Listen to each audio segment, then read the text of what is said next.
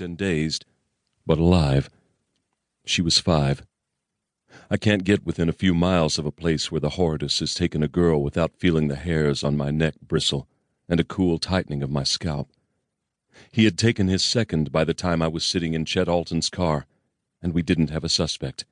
Few leads, little evidence, and no suspect. Yet. Agent Mike Strictly at the FBI was due in with a profile for me the next day.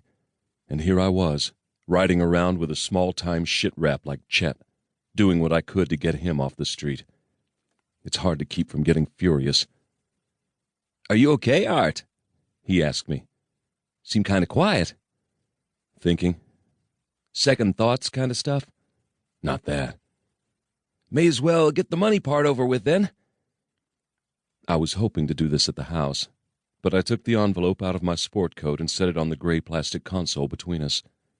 He let it sit there a minute, then picked it up and gave it a confirming squeeze. "No reason to count it," he said. "This is about money, sure, because money makes things happen, but it's more about friends. Friends are all that matter. People like us."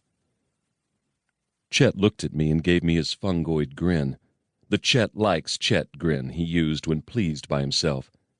He's dark-haired, pale and soft, has those fingernails that are manicured into hard little flips at the ends. A very clean man, physically. Well-groomed. Suits, white shirts, bright ties, dimples, and a smile that's morally bankrupt. He sells phone systems to businesses and made a little over $65,000 at it last year. 36, married 12 years, father of 1. His real name is Alton Allen Sharp. Priors for exposing a minor to harmful matter, his own obscene phone calls, pandering and lewd conduct, but nothing in his jacket for the last 10 years. That was about to change. I'm glad we met, Chet. The meet was accomplished months ago through Danny, one of Chet's old friends, who ratted out Chet and his daughter in exchange for the DA's leniency in charging him. We got to Danny through an eavesdropping bartender, some long surveillance, and a hard-earned phone tap. I'll lobby hard to have Danny's leniency deal revoked once I've stripped him of every useful thing I can strip him of. I intensely dislike these people, and that's nothing compared to what we'll throw at Chet. My mouth was dry, and I had to keep from looking for Johnny and Francis in the side view. "Me too, Art," he said. For right now, I am Art Means, an unemployed trust funder with appetites not sanctioned by society, a man more curious than evil.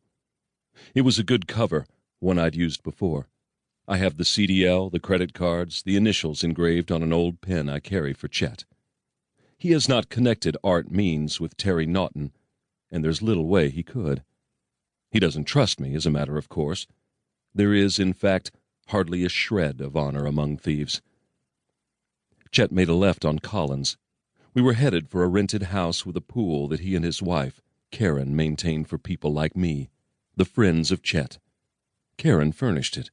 She will be there, with Lauren, when we arrive. So will Danny, and one other man. Chet's program is, Karen will barbecue and Lauren will maybe help a little, but mostly stay in her room. That's how she likes it. The men will eat, drink themselves ready, and talk. After that, Karen and Lauren will take over. Chet says we'll end it by 10, because Lauren's got school in the morning. He told me it was $1,500 for my first time, a taster. After that, $2,000. My program was different. We had the whole house wired for sound, the backyard patio and garage, too. The outside team had earphones and radios. Johnny, Francis, and Lewis would make their move as late as they could. We wanted Chet and Karen and their friends as deeply committed as we could get them. We'd have 4 uniforms out front for backup, 2 more on the street behind the house. The helicopter patrols were on orders to stay out of the sky around us unless we called them in. But if we did, they'd streak down like hawks. I also had my contact at County News Bureau, CNB, on standby, because I like to get my unit all the credit it deserves. The CNB cameras have been kind to us so far. There were also 2 state youth services officers, females, to take custody of Lauren. Lauren's real name is Linda Elizabeth, by the way. I was somewhat concerned about